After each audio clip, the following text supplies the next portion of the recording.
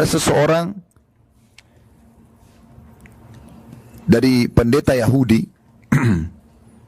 Orang ini pada saat Nabi SAW mengutus utusannya memanggil masyarakat Muslim Madinah untuk berperang menghadapi Quraisy di luar benteng Madinah, tepatnya di wilayah Gunung Uhud, maka dia pun naik ke menara, orang Yahudi ya, namanya Khuwairik radhiyallahu anhu.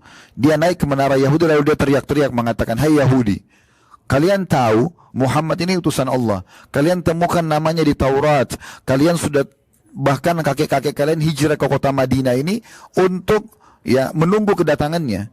Sekarang sudah depan mata kalian, kenapa kalian tidak beriman?" Maka mereka mengatakan, "Kami tidak yakin dengan dia." Lalu Khuwairik ini yang merupakan pendeta Yahudi mengatakan, "Tapi kalian temukan dalam Taurat, ya di ajaran Nabi Musa, kalau ada nabi di lokasi lain memanggil untuk berperang membela agama Allah, kita harus membelanya. Maka ayo kita bela paling tidak kalau tidak mau masuk Islam." Mereka juga mengatakan ini hari Sabtu, kami tidak mau berperang di hari Sabtu. Ini sebenarnya alasan saja. Maka Khuwairik tidak peduli lagi dengan orang-orang Yahudi. Dia sebenarnya pendeta Yahudi ya. Dia datang ke masjid Nabi syahadat. Itu di waktu duha hari Sabtu tahun 3 Hijriah di perang Uhud. Subhanallah, setelah dia syahadat, dia ikut berperang. Dan dia termasuk yang mati syahid di perang Uhud itu. Uhud selesai sebelum duhur. Dan orang ini sudah meninggal. Waktu jenazah para sahabat dikumpulkan, ada jenazahnya Khuwairik ini, pendeta Yahudi yang baru masuk Islam. Kata Nabi SAW, siapa yang ingin melihat orang ahli surga yang belum pernah sujud sekalipun, lihat orang ini. Syahadat di waktu duha. Kemudian dia meninggal sebelum duhur. Belum ada kewajiban sholatnya. Subuh dia belum masuk Islam. Duhur juga belum masuk waktunya, dia meninggal. Maka dengan syahadat saja, dia sudah dipastikan masuk ke dalam surga. Yang kedua masalah sholat. 5 waktu sholat. Berapa menit kita sholat teman-teman sekalian? Kita tidak bicara masalah jalan menuju ke masjidnya dan pulangnya. Sholatnya saja 10 menit. 10 menit itu sudah lama kalau orang sholat ya. Mungkin baca sedikit panjang ayat. Anggaplah 10 menit subuh, 10 menit duhur, 10 menit asar, 10 menit maghrib, 10 menit isya. 50 menit. Waktu kita sehari 24 jam. Kalau dipotong 50 menit sholat wajib, kita nggak bicara sunnahnya, maka kita masih punya 23 jam plus 10 menit waktu bisa beraktivitas yang lain. Sholat ini bukan hal yang harus jadi beban bagi setiap muslim. Terbalik, dia adalah komunikasi seorang hamba dengan Tuhannya. Bayangkan teman-teman kalau dalam setiap hari kita dipanggil oleh presiden ke istananya hanya untuk menghadap saja, ngobrol, berinteraksi dengan dia. Bagaimana bangganya seseorang dipanggil oleh pemimpinnya. Atau mungkin kalau kita di kantor, dipanggil oleh atasan kita dalam satu hari 5 kali, hanya untuk ngobrol, ketemu sebentar terus bisa lagi, dipanggil lagi. Ada kebanggaan tersendiri. Sholat itu komunikasi seorang hamba dengan Tuhannya. Makanya para salafus saleh sangat gembira kalau menunggu waktu sholat. Jauh sebelum sholat mereka sudah persiapkan diri lalu mereka hadir di sholat itu. Bukan beban. Dan ini adalah absensi. Seseorang hamba absen dengan Tuhannya. Iya, saya hadir gitu. Maka sholat bukan beban, walaupun dikerjakan 5 kali sehari. Dan kata Nabi SAW, awal amal dihisab hari kiamat adalah sholat. Kalau dia baik, beruntunglah dia. Riwayat lain akan membantu amal-amal lain. Dan kalau sholatnya rusak, maka rugilah dia. Riwayat lain akan mengganggu ibadah-ibadah yang lain. Sudah tahu belum teman-teman sekalian hadis Nabi SAW yang disebutkan oleh Al-Mudri dalam kitab Taghrib Tarhib dan disahihkan oleh Syekh Albani. Kata Nabi SAW, siapa yang keluar dari rumahnya dalam kondisi bersuci, beruduk, kayak kita sekarang dari hotel pun kita beruduk, kemudian dia datang ke masjid lalu dia sholat 5 waktu wajib, sholat wajib, maka dia pulang mendapatkan pahala seperti haji. Ini haji ini kita bisa dapatkan di setiap sholat kita 5 waktu sholat itu. Asal betul-betul dikerjakan karena Allah Subhanahu wa ta'ala. Ringan ya, dan keutamanya besar. Zakat yang ketiga, kita sudah tahu sama-sama, setahun sekali. Syaratnya pun selain setahun sekali bagi yang mampu saja. Itu pun ada syaratnya, haul dan nisab. Masa setahun dari harta itu, dalam 1 tahun hartanya Bapak Ibu sekalian itu bertahan stabil di nisabnya. Nisabnya 85 gram emas. Jadi misalnya bulan Ramadan, bulan Syawal, atau kita muda kalau di Masehi misalnya, walaupun kita hitungnya Hijriyah ya, misalnya dari Januari ke Januari, Januari, Februari, Maret, sampai nanti Januari lagi, stabil, ya, harta kita itu berada di 85 gram emas nisabnya. Lalu baru dikeluarkan 2,5%. Kalau misalnya dalam setahun itu, bulan Januari stabil, kena nisab 85 gram emas, kemudian Februari sama, Maret sama, bulan Mei turun bulan Mei, harta kita tidak mencapai 85 gram emas, maka berarti hitungan zakat awal batal. Dimulai kapan lagi? Dimulai kalau nisabnya kembali lagi. Misal bulan Juni kembali lagi nisabnya 85 gram emas. Mulai dihitung bulan Juni lagi 1 tahun ke depan. Selama belum sampai 1 tahun nisab itu stabil, maka nggak ada zakat bagi orang itu. 2,5%. Artinya kalau 100 juta hanya 2,5 juta. Dan fungsi zakat mensucikan harta. Mensucikan harta. Seperti kami misalnya buka restoran, yang teman-teman kemarin di manasik, kan kami nggak pernah tahu yang makan ini uangnya halal atau tidak. Dan tidak mungkin kami nanya setiap konsumen, kamu halal nggak uangnya? Kan nggak mungkin. Dia belanja selesai, masuk uang itu. Bercampur baurlah pendapatan kami antara yang haram sama yang halal, kalau memang dia dari yang haram. Zakat mensucikan itu. Dia seperti sumbatan saluran air. Kalau ada sumbatannya, sumbatan itu diangkat. Zakat itu mensucikan, mengangkat sumbatan sehingga lebih lancar rezeki itu. Jadi sangat ringan, setahun sekali bagi yang mampu, dan syaratnya dia harus nisabnya itu bertahan selama 1 tahun. Kalau sama 18 ke atas, 85 gram emas ke atas, baru keluar zakatnya 2,5%. Oleh karena itu saya sering sampaikan kepada jemaah-jemaah sekalian, kaum muslimin yang saya temuin atau saya sampaikan dalam pengajian, ingat, zakat itu setahun sekali dan itu harus ada syaratnya. Oleh karena itu, kita fokus memang menyelesaikan zakat ini, tapi jangan samakan zakat dengan sedekah. Sedekah tiap hari kita disuruh keluarkan. Tidak ada syarat 1 tahun, tidak ada nisab 85 gram emas, kadar minimalnya, tidak ada juga persentase 2,5%. Antum punya uang 10 miliar, mau disedekahin semua silahkan. Tapi setiap hari, sedekah fungsinya memperbanyak harta. Beda fungsi. Zakat mensucikan, kalau ini sedekah memperbanyak harta. Dan kata Nabi SAW dalam hadis Bukhari, setiap pagi Allah turunkan 2 malaikat, yang satu mengatakan, ya Allah lapangkan rezeki orang sedekah, yang satu mengatakan, binasakan orang yang bakhil atau pelit. Ibnu Hajar rahimahullah mengatakan, yang dimaksud dengan binasakan hartanya, maksudnya binasakan orang yang pelit adalah binasakan jiwanya dan hartanya. Malaikat itu mendoakan seperti itu. Jadi zakat itu ringan sekali. Yang keempat, puasa Ramadan. Setahun sekali. 12 bulan waktu kita hidup dalam 1 tahun.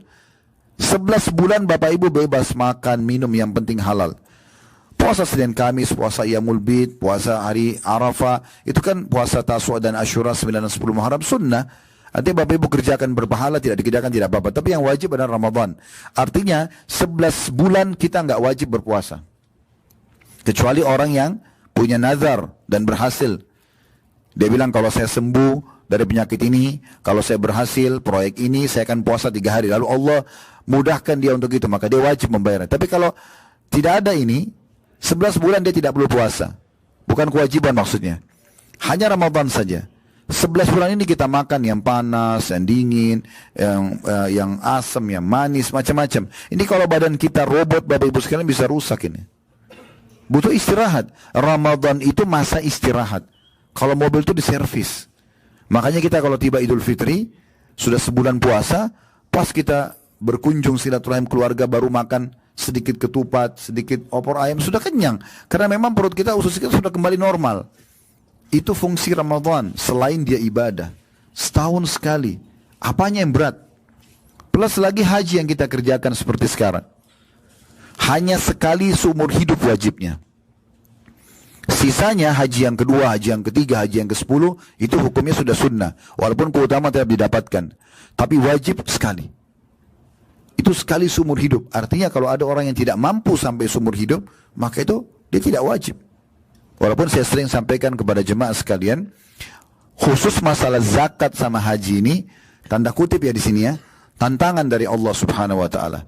bahasa di sini bagi yang mampu, jangan dijadikan sebagai pegangan, oh selama saya tidak mampu nggak usah saya pikirkan. Tidak, tapi harus kita berpikir kapan dari mustahik, orang yang layak menerima zakat, pindah kepada muzaki, menjadi orang yang keluarkan zakat. Kalau selama ini kita cuma tonton orang pergi haji, bus-bus lewat di depan rumah kita, atau kita dengar di berita, sekarang kita yang mengerjakannya gitu.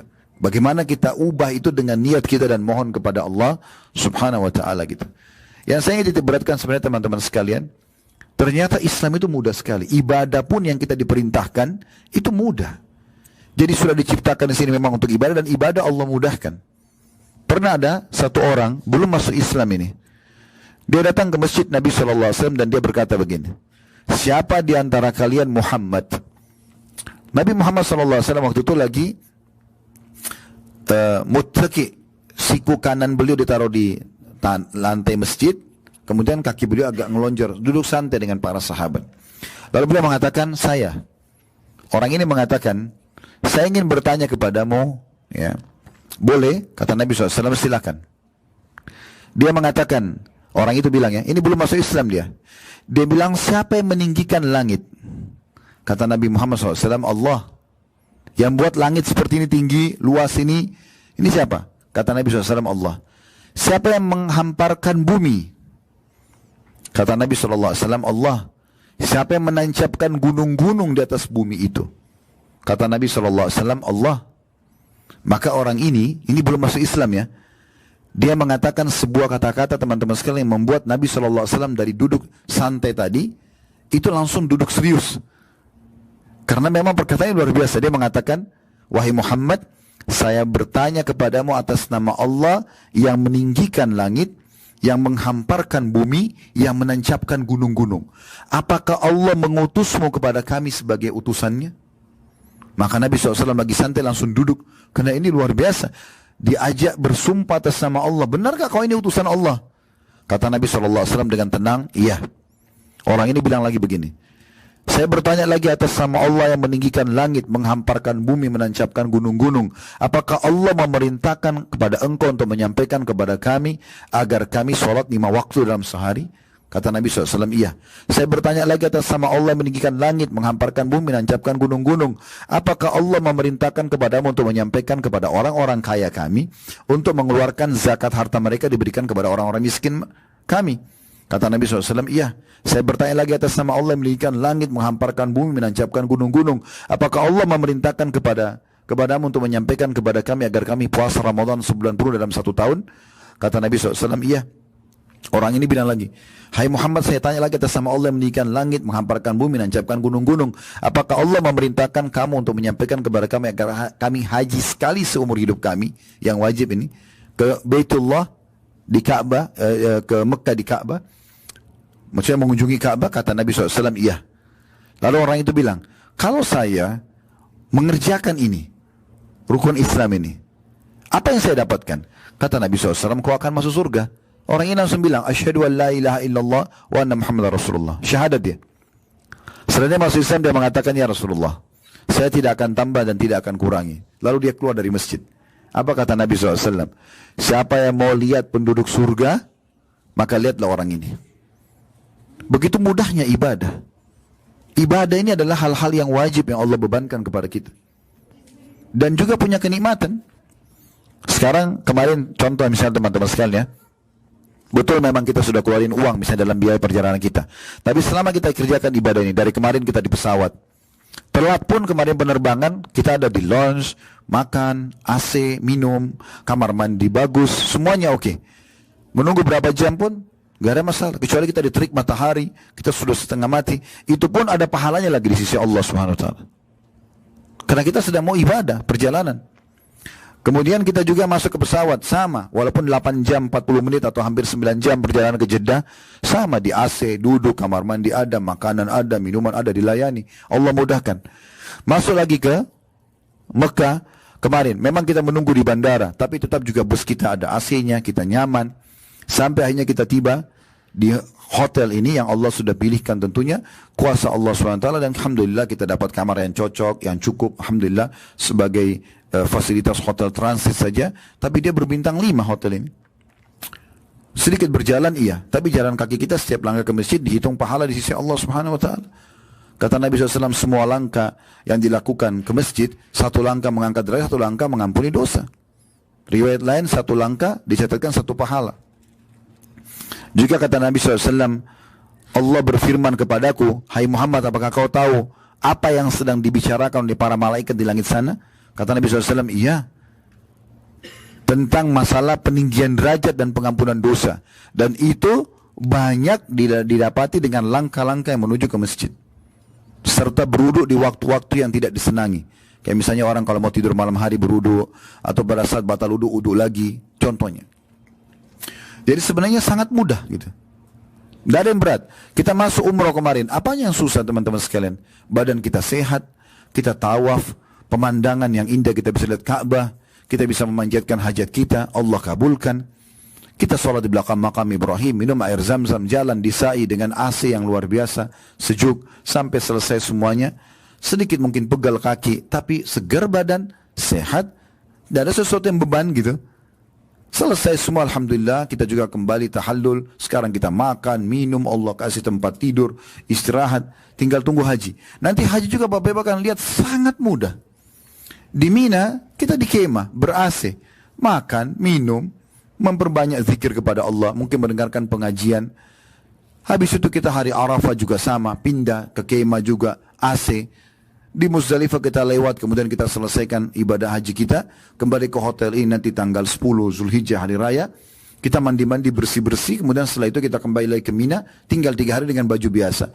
Sama di AC, tidak akan kurang makanan dan minuman, sejuk udara. Kita pun jumrah, maktab kita 111, keluar sudah langsung pintu jumrah. Jalan kaki depan mata. Maktab yang paling dekat dengan jumrah 111. Ini depan yang kita Allah kasih ini. Allah mudahin. 112 yang kemarin tuh mundur sedikit. Ini Allah mudahin ditawarin 111, kita pindah ke 111 itu. Depan mata. Jumrah kecil sedang besar. Itu aja hari itu.